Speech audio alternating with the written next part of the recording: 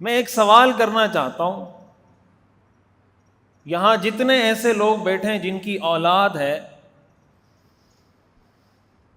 کتنے لوگ ایسے ہوں گے جنہوں نے یہ بات کہیں باقاعدہ سیکھی ہوگی کہ اسلام کی نظر میں اولاد کی تربیت کرنے کے کیا اصول ہیں؟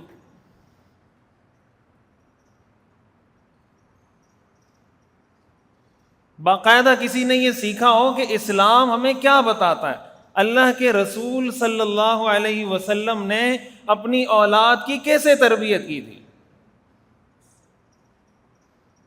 حضرت ابو بکر صدیق رضی اللہ تعالی عنہ نے اپنی اولاد کی کیسے تربیت کی تھی، حضرت عمر، حضرت عثمان، حضرت علی رضی اللہ عنہم، انہوں نے اپنی اولادوں کی کیسی تربیت کی تھی، صحابہ کرام نے اپنی اولادوں کی کیسی تربیت کی تھی۔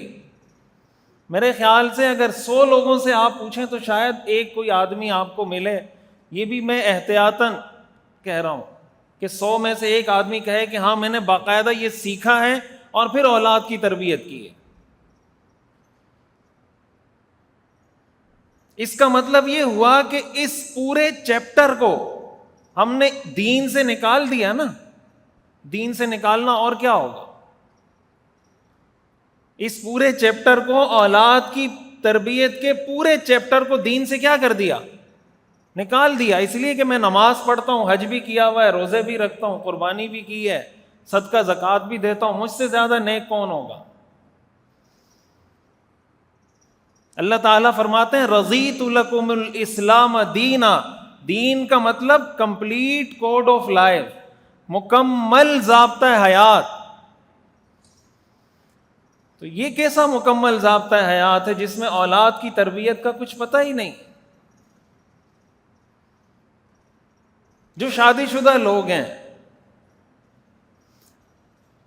وہ اگر تھوڑی دیر کے لیے یہ سوچیں کہ ہم میں سے کتنے لوگ ہیں جنہوں نے شادی کرنے سے پہلے باقاعدہ کسی سے سیکھا ہو کہ نکاح کے مسائل کیا ہیں، نکاح کے بعد کیا حلال ہے کیا حرام ہے، کن باتوں سے طلاق ہو جاتی ہے کن باتوں سے طلاق نہیں ہوتی، اگر خدا نخواستہ طلاق دینے کی نوبت آئی تو طلاق دینے کا طریقہ کیا ہوگا، بیوی کے حقوق کیا ہیں، شوہر کے حقوق کیا ہیں، میں نے اگر جوائنٹ فیملی سسٹم میں رہنا ہے تو کیسے رہوں گا، اور اگر سیپریٹ رہنا ہے تو کیسے رہوں گا۔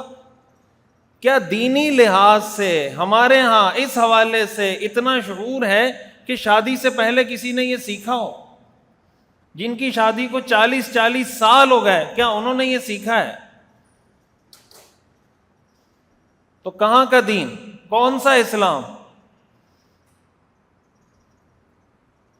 یہی اللہ تعالیٰ فرماتے ہیں یا ایھا الذین آمنوا آمنو، اے ایمان والو ایمان لے آؤ۔